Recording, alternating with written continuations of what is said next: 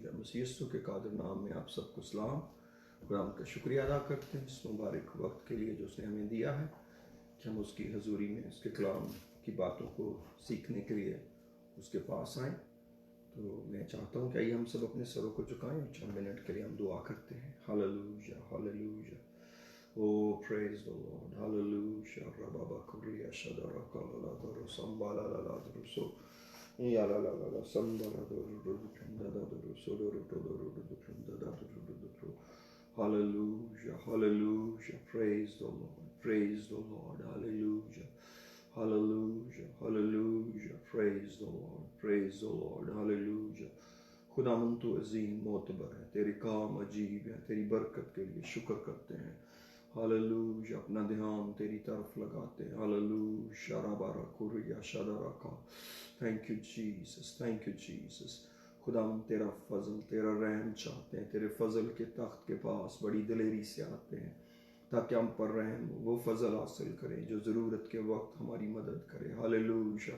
In the name of Jesus, in the name of Jesus, we come before the throne of grace to receive mercy and have grace. Hallelujah. Father, in the name of Jesus, तेरे फजल के तख्त के पास आ जाते हैं। Hallelujah. एक एक जिंदगी को, एक एक बेटे बेटी को खुदा, एक एक भाई बहन बुजुर्ग को खुदा जो हमारे साथ इस वक्त है खुदा, हम उनको तेरे मज़बा पर लाते हैं।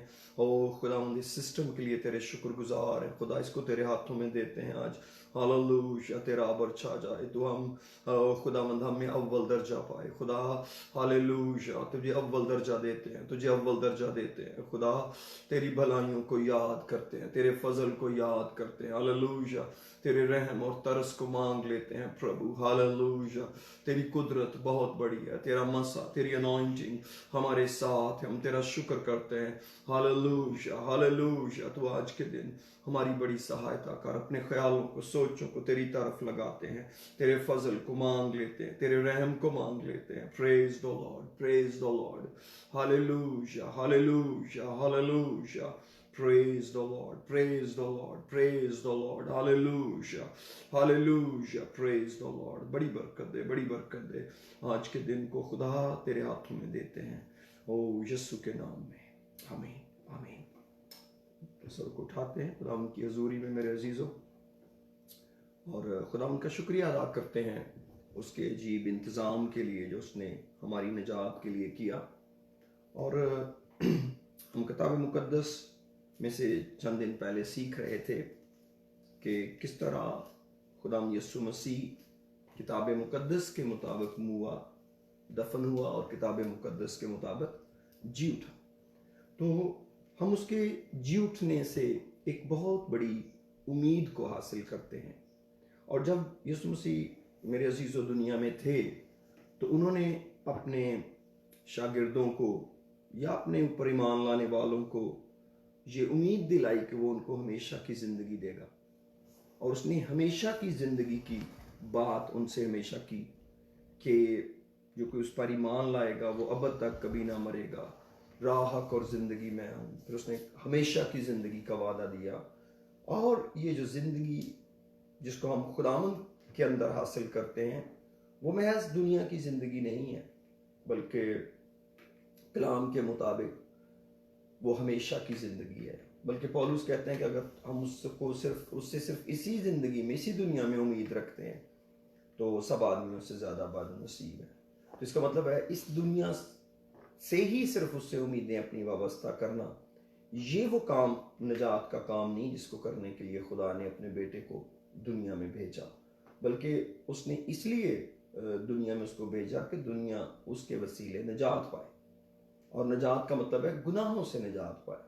जब हम हमेशा की ज़िंदगी को निजात के पैराए में सीखते हैं और देखते हैं तो फिर हमको ये समझ आती है कि इसका मतलब है गुनाहों से निजात, गुनाहों से मुक्ति वो हमको देने के लिए आया।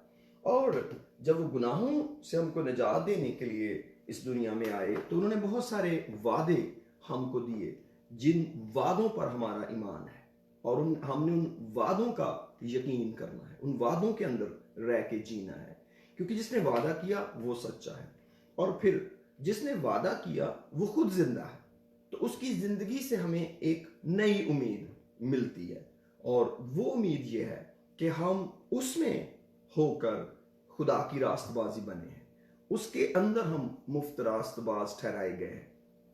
जब कभी हम दुनिया में लफ्ज़ रास्तबाज पर गौर करते हैं या रास्तबाज होने की बात करते हैं, तो मेरे अजीज़ों हम एक बड़ा जहन पर एक बोझ महसूस करते हैं, क्योंकि हमको हमेशा से सिखाया गया है या हमने सुना है या हम जानते हैं कि हम गुनाहगार हैं, हमसे खताएं होती हैं। फिर रोमियो के खत में पौलुस कहते हैं, पुराने नामे का हवाला देते हुए, ज़बूर की किताब का हवाला देते हुए, कि कोई खुदा का तालिब नहीं, एक भी नहीं, सब के सब निकम्मे हैं, सब ने गुनाह किया, खुदा के जलाल से महरूम है। तो ये वो बातें हैं जो हमारे जहनों के अंदर नक्श हैं, और वो हम उनको दोहराते हैं, हम उनको सोचते हैं, और किसी हद तक हम अपनी रोज़मर्रा ज़िंदगी में उनका यकीन भी करते हैं कि वाकई हमसे कुछ बन नहीं पड़ता, कुछ ना कुछ गलत होता ही रहता है, हो ही जाता है। लेकिन ये जो सोच है, ये जो ख्याल है, ये खुदा के इरादे को मेरे अजीज़ों बातिल नहीं कर सकता, क्योंकि जिसने हमको गुनहगार ठहराया उसी ने हमको रास्तबाज ठहराया है। और अगर हम उसके गुनहगार ठहराए जाने का यकीन करते हैं, क्योंकि हमने तो बेसिकली खुदा का गुनाह किया है, क्योंकि हमने उसकी शरीयत को तोड़ा है, और उसकी शरीयत को तोड़ते हैं, उसकी शरीयत के खिलाफ जिंदगी गुजारते हैं।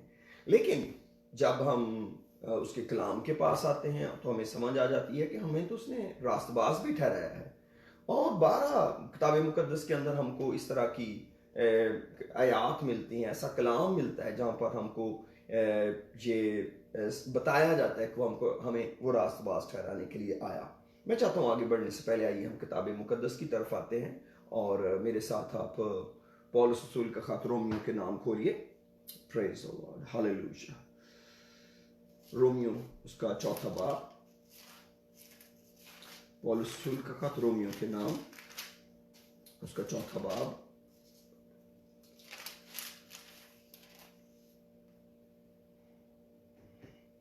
हो प्रेज द लॉर्ड, लिखा है यहाँ पर। अगर हम 4थे बाब की आखिरी बहुत सारी आयत में हम पढ़ सकते हैं, लेकिन लिखा है इब्राहिम के बारे में, और वो जो तकरीबन 100 बरस का था, यानी कि इब्राहिम की बात हो रही है, और वो जो तकरीबन 100 बरस का था, बावजूद अपने मुर्दा से बदन और सारा के रहम की मुर्दगी पर लिहाज करने के ईमान में ज़ईफ ना हुआ, और ना बेईमान होकर खुदा के वादा में शक किया, बल्कि ईमान में मजबूत होकर खुदा की तमजीद की, और उसको कामिल एतकाद हुआ कि जो कुछ उसने वादा किया है वो उसे पूरा करने पर भी कादिर है। उसको पूरा एतकाद था कि वो वादा पूरा कर सकता है खुदा। इसी सबब से ये उसके लिए रास्तबाजी गिना गया। यानी खुदा का ये वादा जो खुदा ने इब्राहिम से किया, और इब्राहिम उस पर ईमान ले आया कि वो उसको पूरा करने पर कादिर है, ये उसके लिए ईमान गिना गया, ये उसके लिए रास्तबाजी गिना गया। लिखा है बल्कि और उसकी 22 में लिखा है, इसी सबब से ही उसके लिए रास्तबाजी गिना गया। और ये बात कि ईमान उसके लिए रास्तबाजी गिना गया, ना सिर्फ उसके लिए लिखी गई बल्कि हमारे लिए भी। हमारे लिए कैसे? जिनके लिए ईमान रास्तबाजी गिना जाएगा, हमारे लिए भी हमारा ईमान लाना रास्तबाजी गिना जाएगा। अब ईमानदारों का बाप है इब्राहिम, और उसने खुदा के वादे का यकीन किया। अब हमने भी खुदा के वादे का यकीन किया है कि जब हम उस पर ईमान लाते वो हमको निजात दे सकता है, तो हमारे लिए भी ये ईमान रास्तबाजी गिना जाएगा, इस वास्ते कि हम उस पर ईमान लाए हैं जिसने हमारे खुदावंद यीशु को मुर्दों में से जलाया। लिखा है वो हमारे कसूरों के लिए हवाले किया गया ताकि हमारा फिदिया दे सके। इसे हमारे गुनाहों के लिए वो हवाले, कसूरों के लिए हवाले किया गया, और हमारे रास्तबाज ठहराने के लिए जलाया गया। वो इसलिए जिंदा हुआ ताकि वो हमको रास्तबाज ठहराए। अगर वो जी नहीं उठता तो फिर हम रास्तबाज नहीं ठहर सकते थे, क्योंकि जब कोई किसी शख्स की मुआफी हो जाती है, कोई उसके लिए रैंसम पे कर देता है, उसका फिदिया दे देता है, उसके कुफारे को अदा कर देता है, तो छुट्टी हो गई। लेकिन अब उसका जो अगला फ्यूचर है, जो अगला फ्यूचर है, उसका आने वाला टाइम है, वो उसके उसके बारे में हम ये तो नहीं कह सकते क्या वो रास्तबाज हो गया। मैं इसको यूं समझा सकता हूँ, ये कहता हूँ कि एक आदमी ने चोरी की है, सपोज कर ले उसको 6 महीने सजा हो गई, उसने सजा काट ली है, उसको सजा मिल गई, सजा पे कर दी है, 6 महीने वो जेल में रहा है, अब वो आजाद हो गया, वो आजाद घूम रहा है। लेकिन अब इसका ये मतलब नहीं है कि वो चोर नहीं है, अभी तक भी उसके अपने जहन में और लोगों के जहन में उसका चोर होना बाकी है, कि वो चोर था जिसको सजा मिली। अच्छा, ये वही आदमी था जिसने चोरी की थी, ये वही आदमी था जो 6 महीने जेल में रहा। लेकिन मेरे अजीजों, हम जब हमको खुदावंद ने रास्तबाज ठहराया है, तो वो गुनाह जो हमने पहले किए हैं, जिनसे हमको हमारी माफी हुई है, उनको खुदा ने हमारे ऊपर से उतार फेंका है। इसका मतलब है कि जो हमारा माजी का गुनाह है, जिसकी सजा यीशु मसीह ने सलीब पर ली है, जब उसने सलीब पर जान दी तो हमारे गुनाहों की सजा उसने ले ली। तो सजा खत्म होने के बाद जो उसने हमको नई जिंदगी दी है, वो एक मुजरिम की जिंदगी नहीं है, वो एक कन्विक्टेड की जिंदगी नहीं है, बल्कि वो एक रास्तबाज की जिंदगी है। क्योंकि यीशु मसीह का मरना एक और चीज की नुमाइंदगी है, लेकिन उसका जी उठना एक नई जिंदगी है जो खुदा के एतबार से। तो ये वो अमेजिंग काम है जो खुदा ने मेरे और आपके लिए किया है, कि जब हम उस पर ईमान लाते हैं तो ना सिर्फ कि हमें उसके खून के वसीले गुनाहों की मुआफी हासिल होती है, बल्कि उसके जी उठने के वसीले हम रास्तबाज भी ठहराए गए हैं। इसका मतलब है कि खुदा ने वो जो दस्तावेज हमारे खिलाफ थी, ठीक है, उसको सलीब पर कीलों से जड़कर उसका बरमला तमाशा बनाया है। उसको जो हमारे खिलाफ थी, हमारे नाम पर थी, लेकिन वो हमारे खिलाफ थी, वो दस्तावेज उसने उसको कीलों से जड़कर उसको मिटा दिया और उसका बरमला तमाशा बनाया। यानी कि अब हमारे ऊपर कोई सजा का हुक्म बाकी नहीं है, बल्कि हम उसमें रास्तबाज ठहराए गए हैं। यानी हम अपने गुनाहों को याद करें तो करें कि मैंने ये गुनाह किया, मैंने ये गुनाह किया। जैसे दाऊद कहते हैं, मेरी जवानी की खताओं को याद ना कर। खुदा ने नहीं उसको कभी कहा कि मैं तेरी जवानी की खताओं को याद कर रहा हूं, क्योंकि वंश खुदा ने हमको मुआफ किया तो वो हमारे गुनाहों को भूल गया। कैसे भूल गया? जैसे हमने कभी किया ही नहीं था। इसीलिए कि ये जब वो जी उठा है तो वो खुदा के तौर पर जी उठा है, और उसने हमको रास्तबाजी का टाइटल दिया जब हम उस पर ईमान लाए।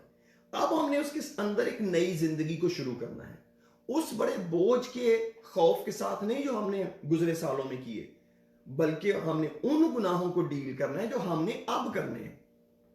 अब इसका मैं बताना चाहता हूं कि जब मैं कहता हूं हम रास्तबाज ठहराए गए, तो इसका ये क्लेम नहीं मैं कर रहा हूं कि अब हम गलती नहीं करेंगे या हमसे कोई गुनाह नहीं होगा। ये वो गुनाह होंगे जो अब हम करेंगे और हम उनकी मुआफी मांगेंगे। कलाम ने कभी नहीं कहा कि अब हम कभी गुनाह नहीं करेंगे, लेकिन इसका यह भी मतलब नहीं है कि हम रास्तबाज नहीं ठहराए गए। क्योंकि अगर आप 5वीं बाब की पहली आयत देखें तो यहां पर रसूल हमें कहते हैं, बस जब हम ईमान से रास्तबाज ठहरे तो खुदा के साथ अपने खुदावंद यीशु मसीह के वसीला से सुलह रखें, जिसके वसीला से ईमान के सबब से उस फजल तक हमारी रसाई भी हुई जिस पर कायम है, और खुदा के जलाल की उम्मीद पर फख्र करें। इसका मतलब है अब हमने खुदा यीशु मसीह के साथ सुलह रखनी है। अब सुलह क्यों रखनी है? ताकि जो जलाली जिंदगी उसने हमारे मुस्तकबिल के लिए डिसाइड की है, हम उसको भी एंजॉय करें, गुनाहों से निकलकर, बदियों से निकलकर जिनसे खुदा ने तरह दी थी। और हमको उसने रास्तबाज ठहराया। उसने हमें टेस्ट के ये नहीं डाल दिया कि चलो मैंने तुम्हारे गुनाह माफ किए, चलो अब तुम अमल करना शुरू करो, जो तुम्हें सक्सीड कर जाएगा, जो तुम्हें जीत जाएगा, उसको मैं रास्तबाज ठहरा दूंगा। ये शरीयत थी। ये शरीयत है कि आप शरीयत पर अमल करें और शरीयत आपको रास्तबाज ठहरा दे। और पता चला कि शरीयत तो किसी को भी रास्तबाज ना ठहरा सकी। तभी तो यीशु मसीह शरीयत के मातहत आया, और फिर उसने शरीयत के मातहत होकर अदालत में कहा, तुम में से कौन मुझ में गुनाह साबित कर सकता है? उसके खिलाफ कोई गुनाह ही नहीं था, कोई चार्ज ही नहीं था। तो वो शरीयत के एतबार से भी बेगुनाह निकला, लेकिन उसके सिवा कोई भी नहीं निकला, सब ने गुनाह किया और खुदा के जलाल से महरूम है। लेकिन जब हम नए अहद के अंदर आते हैं, यीशु मसीह पर ईमान लाकर, और हम ईमान से रास्तबाज ठहरते हैं, तो अभी हमने रास्तबाजी की नहीं है, अभी हमने रास्तबाजी के काम किए नहीं है, अभी तो हम उसमें दाखिल हुए हैं रास्तबाजी के काम करने के लिए। लेकिन उससे पहले ही हमको रास्तबाजी का टाइटल मिल गया है। अब हमने उस रास्तबाजी के टाइटल को कबूल करना है। अगर हम उस रास्तबाजी के टाइटल को कबूल नहीं करते, जिस तरह हम गुनाहों के टाइटल को कबूल करते हैं, वाकई जी हम तो गुनाहगार हैं, आदम में सारे गुनाहगार हैं, सबसे गुनाह हो जाता है, हमसे भी गलती हो जाती है, यस ऑफ कोर्स, लेकिन हमको उसका टाइटल तो कबूल करना पड़ेगा ना। अगर हम उस टाइटल को कबूल नहीं करते, जो चीज हमें ऑफर की जा रही है, अगर हम उस ऑफर की हुई चीज को कबूल ही नहीं कर रहे, तो उसके मुताबिक काम कैसे करेंगे? अब एक कोई भी शख्स गलत होता है, बहुत लोगों के पास टाइटल है, फौज के अंदर लोगों के पास टाइटल होते हैं, लेकिन इसका क्या मतलब है कि वो जंग हारते नहीं है? डॉक्टर के पास टाइटल है डॉक्टर का, सर्जन के पास सर्जन का टाइटल है, इसका क्या मतलब सर्जरी गलत नहीं होती है? स्टिल उससे सर्जरी में गलतियां होती हैं। What does it mean? अब इसका मतलब वो डॉक्टर नहीं रहा, स्टिल वो डॉक्टर है। लेकिन अगर वो कहे कि भाई मैं डॉक्टर नहीं हूं, मैं सर्जरी करता हूं, अगर मैं कामयाब हो गया, मेरी सर्जरी ठीक हुई, तो मैं डॉक्टर हूं, nobody is going to trust on him कि आप हमारे पेशेंट पे ट्राई करोगे और फिर आप बताओगे कि आपसे ठीक होगी, फिर आप डॉक्टर को हम समझेंगे। नो, आप पहले डॉक्टर हैं, इसलिए आप सर्जरी करने लगे हैं। इसलिए जब हम दुनिया में जी रहे हैं, तो हम एक नई जिंदगी में जी रहे हैं। हम इसलिए नहीं कर रहे कि हम ट्रायल और एरर की जिंदगी गुजार रहे हैं, और अगर हम जीत गए तो जीत गए, हार गए तो हार गए। लेकिन मेरे अजीजों, खुदा यीशु मसीह ने जो हमसे वादे किए हैं, वो रास्तबाजी के वादे हैं। इसलिए हमने रास्तबाज होने के लिए ईमान लाना है कि वो मुझे रास्तबाज जो ठहराने वाला है वो सच्चा है। जब हम उसके वादे का पर ईमान लाते हैं, उसके प्रॉमिस को एक्सेप्ट कर लेते हैं, तो ये बात इटसेल्फ हमको रास्तबाज ठहराती है। क्यों? क्योंकि इब्राहिम के साथ औलाद का वादा था, और उसने उस औलाद के वादे को कबूल किया। तो जब उसने उस वादे को कबूल किया और उस पर ईमान ले आया, ये ईमान लाना उसके लिए रास्तबाजी ठहरा। इसका मतलब है कि अगर वो उस वादे को कबूल ना करता, तो वो खुदा को फॉलो ही नहीं करता, वो अपना घर ही नहीं छोड़ता। क्यों? क्योंकि पता नहीं वो ऐसा होगा कि नहीं, पता नहीं ऐसा खुदा कर भी सकता है कि नहीं। एग्जैक्टली हमारी तरह अगर हम सोचें, पता नहीं हम एक कर भी सकेंगे कि नहीं। इसीलिए मैं जानता हूं कि यीशु मसीह ने जब लोगों को वादे दिए, तो उसमें कभी उसने डाउट नहीं किया, उसने यस और नो नहीं रखी। क्योंकि पौलुस 2 कुरिन्थियंस को कहते हैं कि खुदा के सब वादे उसमें हाँ के साथ हैं, और उसमें उनकी आमीन भी हुई। उसमें हाँ और ना दो चीजें नहीं पाई गई। जब उसने रास्तबाज ठहराया, उसने सबको रास्तबाज ठहराया। जिस तरह सब आदम में गुनहगार हैं, उसी तरह मसीह में सब रास्तबाज ठहराए गए हैं। और अगर हम इसको यकीन करते हैं, अगले चैप्टर 6 के अंदर जरा आइए। Praise the Lord.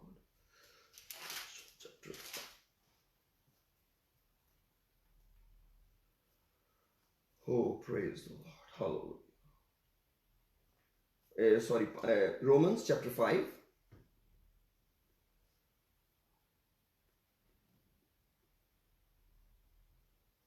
उसकी मैं 12वीं आयत पढ़ने लगा हूं, 12th वर्स। लिखा है, बस जिस तरह एक आदमी के सबब से गुनाह दुनिया में आया, और गुनाह के सबब से मौत आई, और यूं मौत सब आदमियों में फैल गई, इसलिए कि सब ने गुनाह किया। क्योंकि शरीयत के दिए जाने तक दुनिया में गुनाह तो था, मगर शरीयत, जहां शरीयत नहीं वहां गुनाह महसूब नहीं होता, क्योंकि शरीयत ही गुनाह भी महसूब नहीं। तो भी आदम से लेकर मूसा तक मौत ने उन पर भी बादशाही की, अभी शरीयत मिली नहीं थी, जिन्होंने उस आदम की नाफरमानी की तरह जो आने वाले का मसीह था गुनाह ना किया था।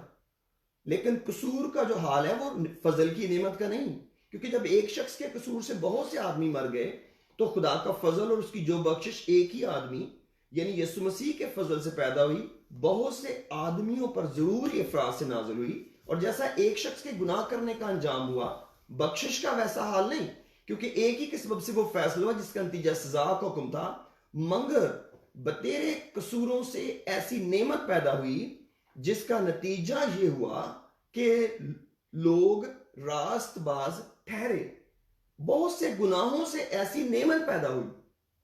अब ये एक राज है, लेकिन बज़ाहिर यीशु मसीह का कत्ल एक गुनाह था। एक बेगुनाह को सलीब देना गुनाह है। आप कैसे किसी बेगुनाह को मार सकते हैं? ये गुनाह है। लेकिन इस गुनाह के सबब से जो यीशु मसीह को मसलूब करने से हुआ, उसका नतीजा ये हुआ कि बहुत से लोग रास्तबाज ठहरे। बहुत से लोग। कितने लोग? बहुत से लोग। हुआ कि लोग रास्तबाज ठहरे, क्योंकि जिसका नतीजा ये हुआ कि लोग रास्तबाज ठहरे, क्योंकि जब एक शख्स के कसूर के सबब से मौत ने उस एक के जरिए से बादशाही की, तो जो लोग फजल और रास्तबाजी की बख्शिश इफरात से हासिल करते हैं, वो एक शख्स यानी यीशु मसीह के वसीला से हमेशा की जिंदगी में जरूर ही बादशाही करेंगे। और अगर हम आते पढ़ लेते हैं, गर्ज जैसा कि एक कसूर के सबब से वो फैसला हुआ जिसका नतीजा सब आदमियों की सजा का हुक्म था, वैसा ही रास्तबाजी के एक काम के वसीला से सब आदमियों को वो नेमत मिली जिससे रास्तबाज ठहर कर जिंदगी पाए। और पौलुस कहते हैं कि किस तरह खुदावंद यीशु मसीह जो दूसरा आदम है, उसने लोगों को रास्तबाज ठहराया। पहले आदम ने भी गिफ्ट दिया दुनिया को, जो कि गुनाह था, लेकिन जो दूसरे आदम ने गिफ्ट दिया, उस गिफ्ट का नाम रास्तबाजी था। खुदा के वादों का यकीन, खुदा के वादों पर ईमान, खुदा के वादों की तकमील, जिसके सबब से लोग रास्तबाज ठहरे। तो जब हम इस टाइटल के अंदर आ जाते हैं मेरे अजीजों कि हम रास्तबाज ठहराए गए हैं, तो फिर हम उसी तरह के काम करने लगते हैं। जो आज खास मेरा फोकस है आपसे कलाम की बात करने का, वो ये है कि कई दफा हम जो ईमान से रास्तबाज ठहरते हैं, हम इससे आगे सोचने को तैयार नहीं होते। हम कहते हैं क्योंकि हम यीशु मसीह के पर ईमान लाएं और हम रास्तबाज ठहरे, इसलिए हमको हमेशा जिस तरह की भी जिंदगी हम जी रहे हैं इससे कोई फर्क नहीं पड़ता, क्योंकि हम खुदा के बेटे पर ईमान ले आए हैं और उसने हमसे हमेशा की जिंदगी का वादा किया और उसने हमको मुफ्त रास्तबाज ठहराया है, और अब हम जैसे मर्जी जीते रहें। एक ख्याल के हद तक तो ये बहुत अच्छा आइडिया है कि ठीक है जी, आप ऐसा जी सकते हैं अगर आप जीना चाहते हैं तो। लेकिन हमको कलाम में बार बार खुदा के इस स्टेप की कंफर्मेशन मिलती है जिसमें उसने बार बार हमको सिखाया। खुदा यीशु मसीह ने लूका की इंजील में और जॉन के अंदर बहुत सारी वर्सेस हैं जिनको मैं इस वक्त पढ़ भी नहीं सकता, मेरे पास इतनी लंबी उन हवालों की लिस्ट लिखी है जिसको मैं just I am taking them aside, कि ताकि हम अपने उस फोकस की तरफ आगे बढ़ सकें और इस मैसेज को पूरा कर सकें। तो मेरे अजीजों, हमको बार बार खुदा की ये कन्फर्मेशन मिलती है कि हम उसके वसीले रास्तबाज ठहरे हैं, लेकिन कभी भी खुदा ने ये नहीं कहा कि हमारा उस पर ईमान लाने से हमारा पार्टिसिपेशन खत्म हो गया या हमारा हिस्सा खत्म हो गया। अगर आप रोमियो 6 बाब में ही आए, या मैंने पहले भी कोट की थी और मैं इसको दोबारा पढ़ना चाहता हूं। 6 बाब के अंदर उसकी 13वीं आयत में लिखा है, 12वीं आयत से पढ़ूंगा जी, रोमन्स चैप्टर 6 वर्स 12, बस गुनाह तुम्हारे फानी बदन में बादशाही ना करे। अब जब हम यीशु मसीह में शामिल हो गए हैं, वो जी उठा है, हम भी नई जिंदगी में जी उठे हैं, बस गुनाह तुम्हारे फानी बदन में बादशाही ना करे। इसका क्या मतलब है कि जो बादशाह होता है वो आपसे अपनी मर्जी करवाता है। तो गुनाह हो जाना और चीज है, गुनाह की बादशाही में रहना और चीज का नाम है। जब हम किसी गुनाह को अपनी हैबिट के अंदर डाल लेते हैं और उस गुनाह को जानबूझकर या उस आदत की मजबूरी में करते रहते हैं, तो इसका मतलब है वो गुनाह मेरे ऊपर बादशाही कर रहा है। इसका मतलब है कि अब वो मेरे कंट्रोल में नहीं है गुनाह, मैं ना भी करना चाहूं तो वो गुनाह मुझसे हो रहा है।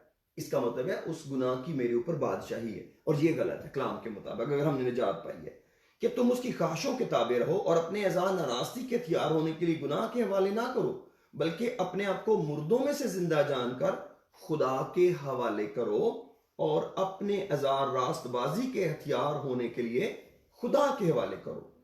अपने आप को मुर्दों में से जिंदा जानकर नई जिंदगी में आकर खुदा के हवाले करो। अपने आप को खुदा के हवाले कर दें, अपने नहीं कीमत से खरीदेगा, जिसने खरीदा उसके हो गए ना। जैसे हम पहले अबलीस के थे, उसके कंट्रोल में थे, अब हम खुदा के कंट्रोल में चले गए। और अपने अज़ार रास्तबाजी के हथियार होने के लिए खुदा के हवाले करो, इसलिए कि गुनाह का तुम पर इख्तियार ना होगा, क्योंकि तुम शरीयत के मातहत नहीं रहे बल्कि फजल के मातहत। तो ये फजल फिर हमें किस काम आएगा? ये फजल हमको खुदा के हुक्मों पर अमल करने के लायक बनाएगा। इसका मतलब है कि जब खुदावंद जिंदा हुआ है और वो तख्त पर बैठा है, फजल के तख्त पर बैठा है, तो वो फजल देने के लिए बैठा है ताकि इंसान को एक दौड़ के अंदर डाले। हमने जिस टाइटल को कबूल किया है उसी टाइटल के अंदर जीना है। हमें खुदावंद ने मुफ्त निजात दी है, अब हम उस निजात के सफर के अंदर हैं। उस निजात के सफर को पूरा करने के लिए हमें खुदावंद की जरूरत है, और खुदावंद हमको अपना फजल देता है। वही फजल जो उसने पौलुस को दिया, वही फजल उसने हर एक के लिए जारी किया। इब्रानियों को खत लिखते हुए इब्रानियों का मुसन्निफ कहता है कि आओ हम सब खुदा के फजल के पास दिलेरी से चलें ताकि हम पर रहम हो और वो फजल हासिल करें जो जरूरत के वक्त हमारी मदद करे। तो फजल की जरूरत कहां पड़ेगी? जब हमसे खुदा के साथ चला नहीं जाएगा, जब हमसे हुक्मों पर अमल नहीं होगा, हम कमजोरी महसूस करेंगे, क्योंकि निजात पाने के बावजूद हमारे बदन की कमजोरी है, क्योंकि ये जो मिट्टी का बदन है ये हमारे साथ है, ये अकेला खुदा के हुक्मों पर अमल नहीं कर सकता। इसीलिए तो जब हम निजात पाएंगे तो उसका सारा जलाल हम खुदावंद को देंगे। फिलिपियों 2 बाब के अंदर लिखा है, नियत और अमल दोनों का पैदा करने वाला खुदा है, जो अपने नेक इरादा को अंजाम देने के लिए हमारे अंदर पैदा करता है। हमारी नियत भी और हमारा अमल भी ये खुदावंद के फजल से जुड़े हुए हैं, ये खुदावंद से मुतल्लिक है। और अगर कोई आदमी उस टाइटल को ही कबूल नहीं करता, रास्तबाजी के टाइटल को, रास्तबाजी के काम नहीं करता, मैं चाहता हूं जरा मेरे साथ पहला यूहन्ना उसका 3रा बाब निकालें।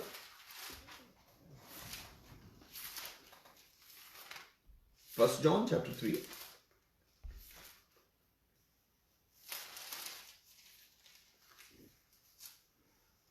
Oh, praise God. Hallelujah.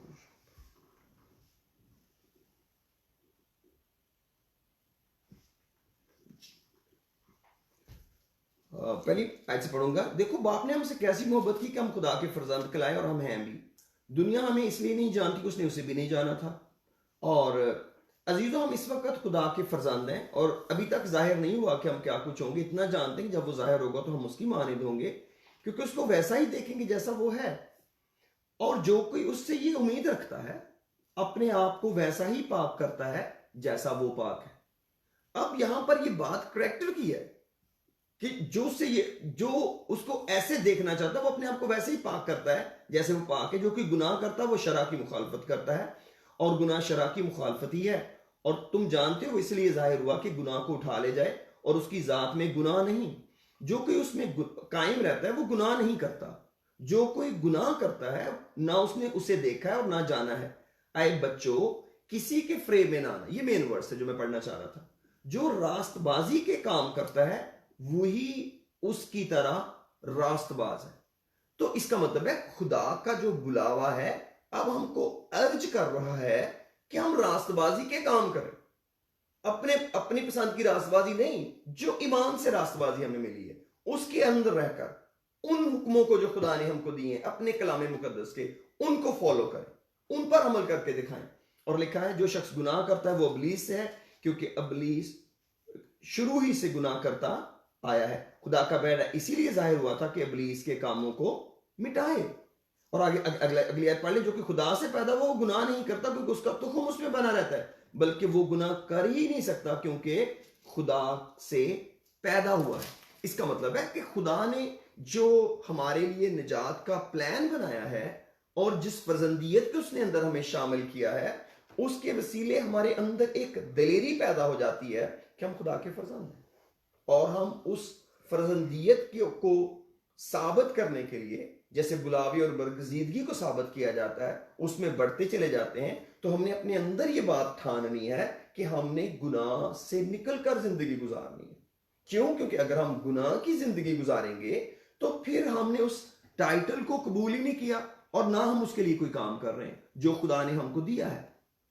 और अगर हम उस बुलावे के लायक चाल नहीं चलेंगे तो फिर किस तरह हम हमें अजर किस चीज का मिलेगा? अगर हमने कुछ जीना ही नहीं, खुदा के लिए कुछ करना ही नहीं है। लेकिन मैं थोड़ा सा आगे चलना चाहता हूं मेरे साथ निकालें ज़रा दूसरा इफिसियों 4 बाब निकाल ले ज़रा, इफिशियंस चैप्टर 4।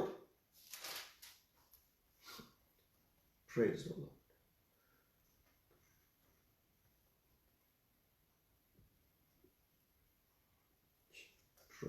मुझे यहां से कपल वर्सेस पढ़नी पड़ेंगी, लेकिन ताकि हम सीख सकें।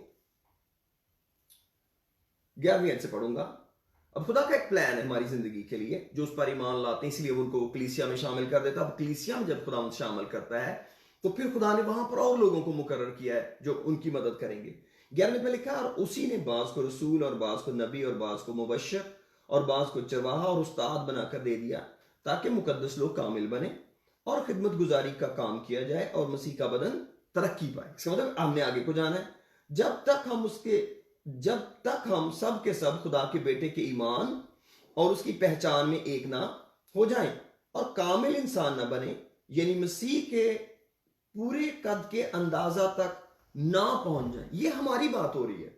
जब तक हम कामिल ना पहचान में और कामिल इंसान ना बने, यानी मसीह के पूरे कद के अंदाजा तक ना पहुंच जाएं, ताकि हम आगे को बच्चे ना रहें और आदमियों की बाजीगिरी और मकारी के सबब से उनके गुनाह करने वाले मंसूबों की तरफ हर एक तालीम के जौके से मौजों की तरह उछलते बहते ना फिरें, बल्कि मोहब्बत के साथ सच्चाई पर कायम रहकर और उसके साथ जो सर है यानी मसीह के साथ पेवस्ता होकर हर तरह से बढ़ते जाएं, जिससे सारा बदन हर एक जोड़ की मदद से पेवस्ता होकर और गठ कर उस तासीर के मुआफिक जो बकदर हर हिस्सा होती है अपने आप को बढ़ाता है, ताकि मोहब्बत में तरक्की करता जाए। इसलिए मैं कहता हूं और खुदावंद ने जताए देता हूं कि जिस तरह गैर कौमें, जब हम बुलाए नहीं गए थे, जिस तरह गैर कौमें अपने बेहुदा ख्यालात के मुआफिक चलती हैं, तुम आइंदा को उस तरह ना चलना। इसका मतलब है एक हमारा पास्ट था जहां से हम निकल के आए थे, और एक हमारा आइंदा है, एक हमारा फ्यूचर है। अब उस तरह नहीं चलना, क्योंकि उनकी अकल तारीक होगी और वो उस नादानी के सबब से जो उनमें है और अपने दिलों की सख्ती के बायस खुदा की जिंदगी से खारिज है।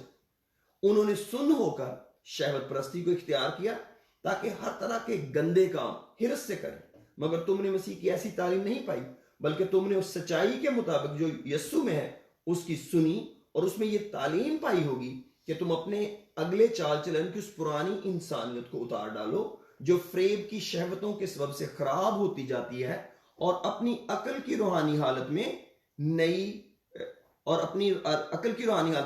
बनते जाओ।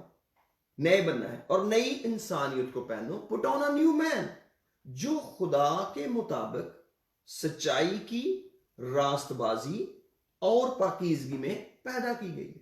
एक नई इंसानियत है जो सच्चाई की रास्तबाजी है और वो पाकीज़गी में पैदा की गई है। अब हमने आइंदा की जो जिंदगी है उसको पुरानी जिंदगी से अलग करके जीना है। पहले हम और तरह के जिंदगी जी रहे थे क्योंकि हमारे सामने मौत थी, क्योंकि गुनाह की मजदूरी मौत है। लेकिन वो वाली मौत जो हमारी आंखों के सामने थी वो तो खुदावंद ने ले ली। अब हमें खुदावंद ने पहले ही जिंदा कर दिया। न्यू टेस्टमेंट के अंदर इफिसियों में, कुलसियों में हमको मिलता है कि हम उसमें जिंदा किए गए, गुनाह के एतबार से मरकर अब हम नई जिंदगी में जी रहे हैं। जब हम उसमें जिंदा किए गए तो अब हमारी आंखों के सामने नया यरूशलेम है। अब हमारी आंखों के सामने वो मकान है जो बाप ने तैयार किए हैं।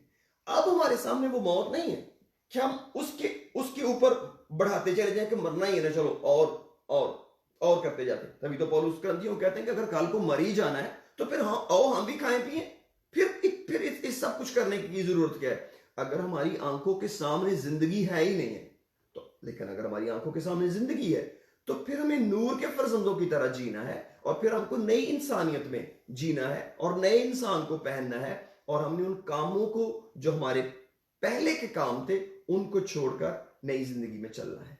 तो ये है वो हमारा टारगेट, ये है वो हमारा ईमान। क्योंकि अगर हम उस ईमान के मुताबिक नहीं जीते, उस ईमान के मुताबिक नहीं चलते, तो इसका मतलब है कि हम उसको उस तौर पे कबूल ही नहीं कर रहे। यूहन्ना की इंजील के 4 बाब में आप जानते हैं यीशु मसीह ने सामरी औरत को हमेशा की जिंदगी की पानी की ऑफर की। यीशु मसीह ने उसे कहा कि अगर तुम मुझसे मांगती तो मैं तुझे जिंदगी का पानी देता हमेशा, और जो वो तेरे अंदर चश्मा बन जाता जो हमेशा की जिंदगी तक तुझ में जारी रहता। अब उस औरत ने क्या कहा, खुदावंद मुझे वो पानी दे। पहले उसने बर्तन की बात, फिर उसने कहा खुदावंद मुझे पानी दे, ना मैं प्यासी हूं ना अब यहां पानी भरने के लिए आऊं। और अगली बात क्या है, यीशु मसीह ने कहा जा अपने शौहर को बुला ला। इसका क्या मतलब है कि शौहर को बुला ला? यीशु मसीह तो एक औरत से बात कर रहे हैं, उसे शौहर की क्या जरूरत पड़ गई?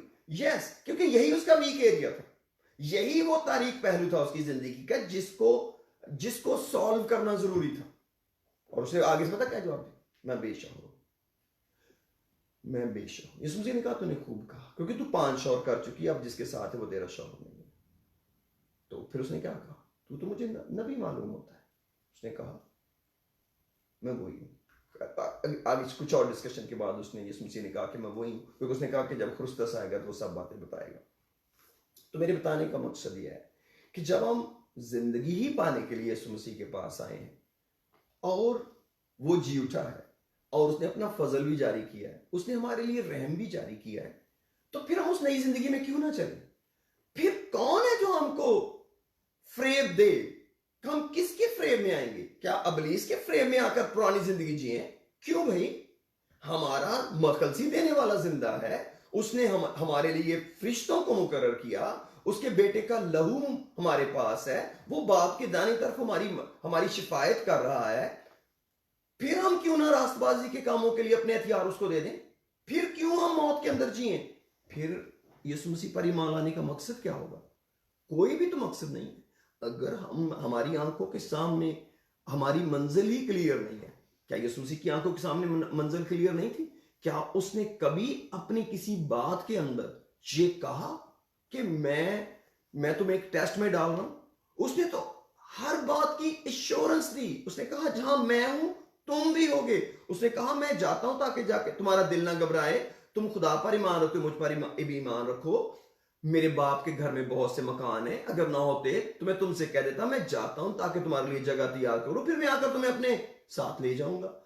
कहीं पर भी हमको खुदावंत की बातों के अंदर, उसके कलाम के अंदर जिस पर हमारा भरोसा है, कहीं पर भी लचक नजर नहीं आती। तो मैं लास्ट टाइम कह रहा था कि कई दफा हम सोचते हैं कि शायद हमारा आसमान पर जाना बड़ा मुश्किल है। मुश्किल होगा, मगर वो कसूर हमारा होगा, खुदा का नहीं। क्यों? क्योंकि जब हम उसके साथ उस हमेशा की जिंदगी को पाने के लिए अपने अजार रास्तबाजी के काम होने के लिए नहीं देंगे, तब तक हम उस मुकाम को हासिल नहीं कर सकते। अब अगर हम अपनी ही ताकत पर भरोसा करें तो फिर तो वाकई मुश्किल है, लेकिन हमें अपनी ताकत पर भरोसा करने की जरूरत क्या है? जब उसने अपना रूल को तो समय दिया, जब उसने हमारे लिए इंतजाम किया है। क्यों ये इंतजाम किया? क्योंकि उसने हमें अपने बेटे बेटियां बनाया। हर बाप अपने बच्चे के लिए इंतजाम करता है, हर मां अपने बच्चे के लिए इंतजाम करती है। और अगर हम पहले उसके बेटे बेटियां ना बनते तो कैसे उस इंतजाम में आते? तो इसीलिए मेरे अजीजों, हमको अपने बुलावे को याद रखना चाहिए। पतरस कहते हैं कि जिस बुलावे के तहत तुम बुलाए गए हो उसके लायक चाल चलो। हम एक बुलावे के साथ बुलाए गए हैं और हम खुदा को बाप कहकर दुआ करते हैं और हम उसके इंतजाम के अंदर हैं। उसने हमको इख्तियार दिया है, उसने हमको कुदरत बख्शी है, उसने हमें अपने अंदर शामिल किया है। पौलुस कहते हैं हम जाते इलाही में शामिल किए गए। तो जब हम जाते इलाही में रूल कुदस के वसीले शामिल हुए हैं, तो फिर हम क्यों ना उस बुलावे के तहत चलें जिसके तहत बुलाए गए। इसीलिए पतरस बहुत अलार्मिंग बात कहते हैं। अगर हम कभी जिंदगी में चलते चलते ये सोचें ओ नो नो नो ऐसा नहीं हो सकता, ऐसा नहीं हो सकता, हम तो पीछे चले जाएंगे, तो उसके लिए कलाम की मैं बता रहा था कि इतनी तलख बातें हैं, वो अल्फाज इतने हार्ड हैं लौट जाने के लिए, जिनको शायद हम खुदा यीशु मसीह कह सकते हैं। एक आम पादरी या एक आम मुनाद शायद उन अल्फाज को बोलने की भी जरूरत नहीं करता, क्योंकि हम सोचते हैं हम किसी की इंसल्ट कर रहे हैं। They are really so. मैं इसको पढ़ना चाहता हूं जरा पतरस के खाते में।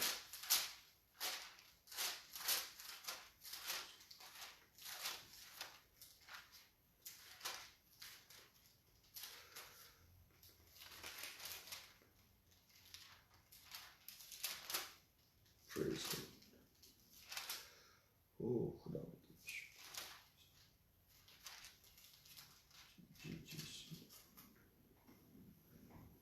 Oh, praise the Lord. 2 Peter chapter 2.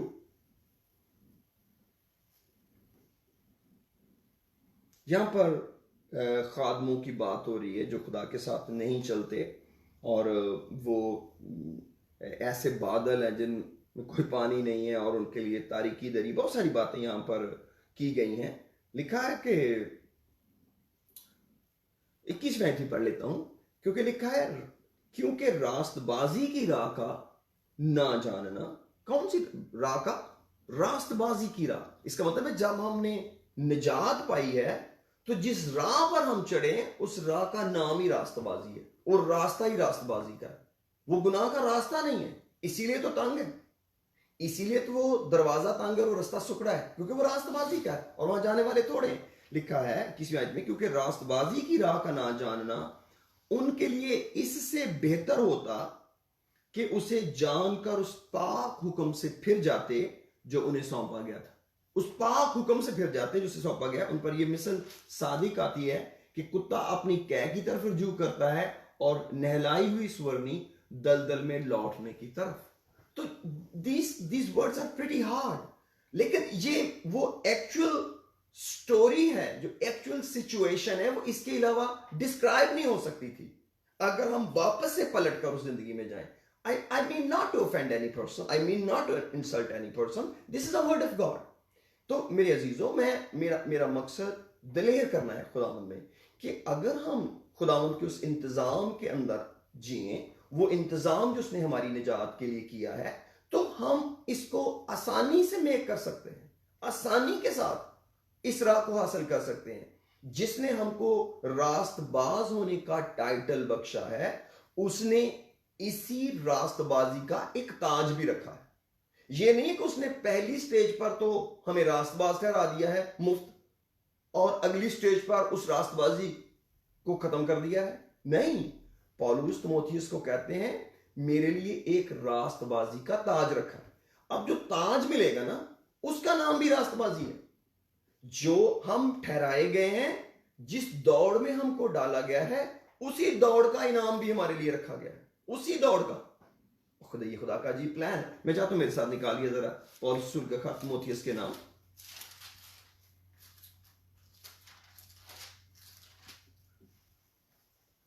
Second Timothy chapter 4, पौलुस का दूसरा खत तीमुथियुस के नाम, उसका चौथा बाब।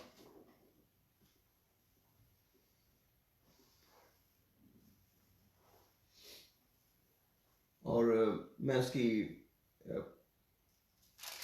फर्स्ट वर्स से पढ़ने लगा हूं जी। लिखा है खुदा और मसीह यीशु को जो जिंदों और मुर्दों की अदालत करेगा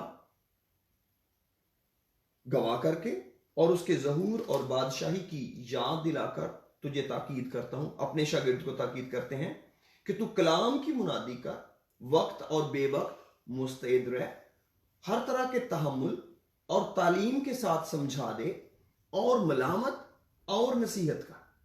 अब बहुत दफा हम जो खादिम हैं, हम नसीहत ही करने का हक इस्तेमाल करते हैं, मलामत नहीं करते। लेकिन कलाम हमें मलामत तक लेके जाता है कि हम किसी की जान बचा सके। लिखा है क्योंकि ऐसा वक्त आएगा कि लोग सही तालीम की बर्दाश्त ना करेंगे, बल्कि कानों की खुजली के बायस, because the tickling of the ears, क्या करेंगे? अपनी अपनी ख्वाहिशों के मुताबिक बहुत से उस्ताद बना लेंगे। वो अपनी पसंद का पादरी ढूंढ लेंगे, ठीक है जी, और अपने कानों को हक की तरफ से फेर कर कहानियों पर मतवज्जे होंगे।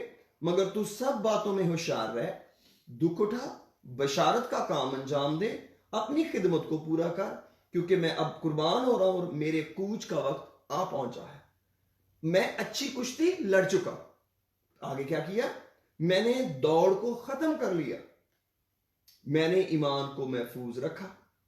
आइंदा के लिए मेरे वास्ते रास्तबाजी का वो ताज रखा है, रास्तबाजी का वो ताज रखा है जो आदिल मुनसिफ यानी खुदावंद मुझे उस दिन देगा, और सिर्फ मुझे ही नहीं, उन सब को भी जो उसके ज़हूर के आर्ज़ूमंद हैं। जितने चाहते हैं कि हम उसको बादलों पर आते हुए देखें, वो उनको भी वही ताज देगा।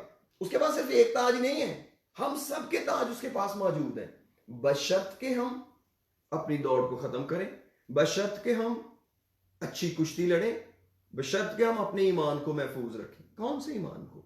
जो हमने ईमान रखा था खुदा यीशु मसीह का पर कि खुदावंद तूने हमको निजात दी है और हमको मुफ्त रास्तबाज ठहराया है, और अब हम इस रास्तबाजी की राह पर चलेंगे, और वक्त गुजरने के साथ साथ हम जिस्म पर और उसकी ख्वाहिशों पर गालिब आते जाएंगे। तभी गलतियों को पौलुस कहते हैं खत लिखते हुए कि जो मसीह यीशु के हैं उन्होंने जिस्म को उसकी रगबतों और ख्वाहिशों समेत स्लीब पर खींच दिया है। और यही तो मेरे अजीजों अजर है कि हम एक कमजोर बदन में, एक हारे हुए जिस्म में, एक हारे हुई नस्ल से आकर, आदम की औलाद होकर, जो शरीयत, जो हुक्मों को हारा, शरीयत के मुताबिक वो कामयाब नहीं हो सका, उसी नस्ल में आकर, उसी बदन में आकर खुदावंद यीशु मसीह पर ईमान लाकर हम फातेह हो जाएं। इसी का तो अजर है, यही तो काम है जो खुदावंद हमारे अंदर रह के करना चाहते हैं कि जब हम उस पर भरोसा रखेंगे, उसकी कुदरत पर भरोसा रखेंगे, उससे रुजू करेंगे, उससे कहेंगे तो हमारी मदद कर, तो वो हमारा जोर बन जाएगा। लेकिन मैं थोड़ी सी आपकी मदद करना चाहता हूं मेरे अजीज। अगर आपको कभी जिंदगी में फील हो कि आपसे गुनाह हो गए, ओ हम तो मुफ्त रास्तबाज ठहराए गए, ये क्या हुआ है, घबराने की जरूरत नहीं है। उसका एक बहुत सादा रास्ता मौजूद है, उस रास्ते पर चले। गुनाह को अपने अंदर जड़ ना पकड़ने दें कि क्योंकि मैं तो इसके काबिल नहीं हूं खुदा के साथ चलने के, लिहाजा मैं तो क्विट कर रहा हूं दौड़ को और मैं वापस जा रहा हूं। ये जो क्विट करके जाना है ये बड़ा भयानक है, ये सिवाय बर्बादी के और कुछ भी नहीं है। क्यों? क्योंकि खुदा यीशु मसीह ने लूका की इंजील में ये हुक्म दिया कि लूत की बीवी को याद रखो, कभी पीछे मुड़कर नहीं देखना। जो अपना हाथ हल पर रखकर पीछे देखता है मेरे लायक नहीं है। खुदावंद हर कमजोर को जोर देना चाहता है। उसने तो बहुत आलमों को, अकलमंदों को, दनाओं को थोड़ी चुना है, उसने तो कमजोरों को चुना कि जोरावरों को शर्मिंदा करे। अगर आप कमजोर हो गए तो क्या हुआ? खुदा का चुनाव ही कमजोर थे। खुदा ने मुझ कमजोर को चुना, खुदा ने आप कमजोर को चुना। जिनको अपनी रास्तबाजी पर बड़ा घुमांड है वो कहां खुदा उनको कबूल करते हैं? वो तो तौबा करना ही नहीं चाहते, तौबा करता ही कमजोर है। अब देखें, एक आदमी यीशु मसीह ने लूका के इंजील के 18वें बाब में कहा कि वो गया, लेकिन मैं इसको ऊपर से पढ़ना चाहता हूं। पहला यूहन्ना पहले निकालें कि अगर आपसे गुनाह हो जाए तो फिर आपने क्या करना है। Praise the Lord. पहला यूहन्ना उसका पहला बाब, 1 जॉन चैप्टर 1,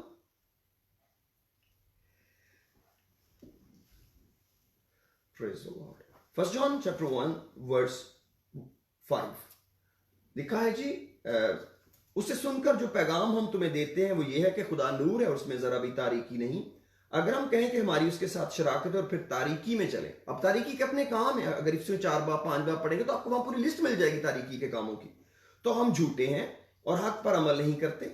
लेकिन अगर हम नूर में चले जिस तरह वो नूर में है तो हमारी आपस में शराकत है। नंबर 1 कि अगर हम नूर में चलेंगे तो हमारी आपस में, कलीसिया के लोगों की आपस में शराकत होगी। हम किसी दूसरे ईमानदार का इंतजार करेंगे, किसी दूसरे ईमानदार को ढूंढेंगे, किसी दूसरे ईमानदार की इज्जत और कदर करेंगे। दूसरों से बढ़कर हमें मुकद्दसों से प्यार होगा, हमारी आपस में शराकत होगी अगर हम नूर में चलेंगे।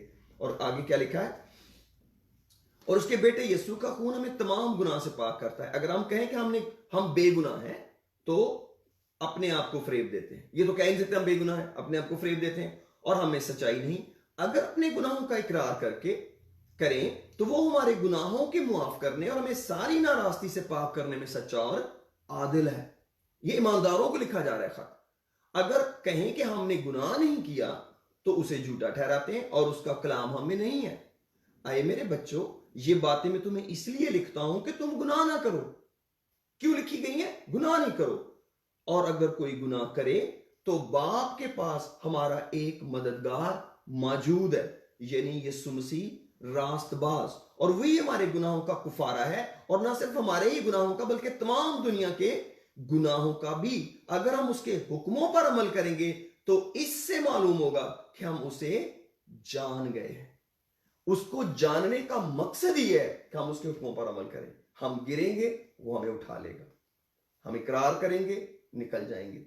इसी तरह मैं बता रहा था कि लूका की इंजील के 18वें बाब में यीशु मसीह ने दुआ के बारे में कहा कि मैं इसी पर एंड करूंगा, ये लास्ट वर्स होगी कि आपने दुआ में किस बात का ख्याल रखना है। लूका की इंजील का 18वां बाब मेरे साथ खोलिए, लूक चैप्टर 18।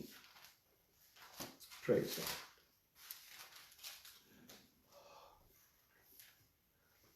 इसकी पहली वर्स पढ़ूंगा, फिर 9th पे आऊंगा। लिखा है, फिर उसने लूक चैप्टर 18 वर्स 1, फिर उसने इस गरज से कि हर वक्त दुआ करते रहना और हिम्मत ना हारना चाहिए, उनसे ये तमसील कही कि किसी शहर में एक काजी था ना, वो खुदा से डरता था, और आप ये स्टोरी जानते हैं, लेकिन मैं 9वीं आयत पे आता हूं। फिर उसने बाज लोगों से जो अपने पर भरोसा रखते थे कि हम रास्तबाज हैं और बाकी आदमियों को नाचीज जानते थे, ये तमसील कही कि 2 शख्स हैकल में दुआ करने गए, एक फरीसी, दूसरा महसूल लेने वाला। फरीसी यानी कि शरा का आलम जो शरीयत पर अमल करता हो। फरीसी खड़ा होकर अपने जी में यूं दुआ करने लगा, ऐ खुदा मैं तेरा शुक्र करता हूं कि बाकी आदमियों की तरह जालिम, बेइंसाफ, जनाकार या इस महसूल लेने वाले की मानद नहीं हूं। मैं हफ्ता में 2 बार रोजा रखता और अपनी सारी आमदनी पर अदायगी देता हूं।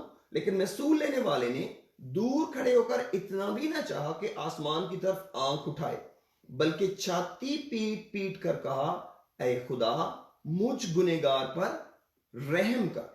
मैं तुमसे कहता हूं, ये शख्स दूसरे की निस्बत रास्तबाज ठहर कर अपने घर गया, क्योंकि जो कोई अपने आप को बड़ा बनाएगा वो छोटा किया जाएगा, और जो कोई अपने आप को छोटा बनाएगा वो बड़ा किया जाएगा। जब तक आप इस फॉर्मूले पे जिंदगी में अमल करते रहेंगे कि आप छोटे हैं, आप बड़े होते रहेंगे। आपको इसका ये मतलब नहीं है कि आपने रोजा नहीं रखना, इसका ये मतलब नहीं है कि आपने सारी आमदनी पर अदायगी नहीं देनी, वो सब काम करने हैं। लेकिन जब आप खुदावंद की हजूरी में आए तो जो चीजें गौर तलब है उन पर गौर करें, क्योंकि खुदा तो सब कुछ जानता है हम क्या करते हैं। खुदा को पता है मैं रोजे रखता हूं, खुदा को पता है मैं अदायगी देता हूं, खुदा को पता है मैं जालिम नहीं हूं, खुदा को पता है मैं जनाकार नहीं हूं, खुदा को ऑलरेडी पता है। जब हम खुदा के पास आए हैं तो हमने अपनी बरकत पर गौर करना है कि मैं खुदा की हजूरी में आया हूं, और हमने अपने गुनाहों को एड्रेस करना है। सबसे पहले अगर मुझसे कोई गुनाह हो गया है, मुझे उसका इकरार करना है, और फिर उसके बेटे का लहू मुझे सारी नाराजगी से धोता और पाक करता है, और मैं फिर से बहाल हो जाता हूं, और मुझे अपनी बहाली को कबूल करके फिर उस जिंदगी की दौड़ में दौड़ना है, फिर उस गुनाह को पीछे छोड़कर, जैसे पौलुस कहते हैं कि मैं ये तो नहीं कि पा चुका हूं, बस ये करता हूं, जितनी चीजें पीछे रह गई उन्हें छोड़कर निशान की तरफ दौड़ा हुआ जाता हूं, ताकि मसीह को हासिल करूं। आमीन। God bless you. आइए अपने सरों को झुकाते हैं, दुआ करते हैं। खुदा बाप आसमानी, आज की इस बरकत के लिए, तेरे कलाम के लिए तेरे शुक्रगुजार हैं, उस जिंदा उम्मीद के लिए, उस रास्तबाजी की राह के लिए खुदा, जिसका इल्म तूने हमें बख्शा है, और फजल दे मुझे, मेरे लोगों को, हम कभी इस राह से वापस लौट कर ना जाएं, बल्कि तेरे उस सारे इंतजाम के ताबे रहें जो तूने हमारे जोर बख्शने के लिए रखा है। उस तेरे बेटे के लहू के लिए तेरे शुक्रगुजार हैं, तेरे पाक फरिश्तों के लिए तेरे शुक्रगुजार हैं, रूल कुद्दस के लिए शुक्रगुजार हैं, और खुदावंद मुकद्दसों की उस जमायत के लिए शुक्रगुजार हैं, और तेरे उन रसूलों के लिए, नबियों के लिए, और चरवाहों के लिए, मुबशरों के लिए, और खुदावंद उस्तादों के लिए तेरे शुक्रगुजार हैं, जो 5 खिदमतें तूने कलीसिया के अंदर रखी ताकि मसीह का बदन तरक्की पाए, मुकद्दस लोग कामिल बने और खिदमत गुजारी का काम किया जाए। खुदावंद हमें अपने लायक बना, ताकि हम उन पुरानी चीजों को छोड़कर जिनसे हमने तौबा की है, आइंदा की जिंदगी रास्तबाजी और पाकीज़गी के साथ गुजारें, और तुझे जलाल दे, बड़ी बरकत दे, यीशु के नाम में, आमीन आमीन। God bless you.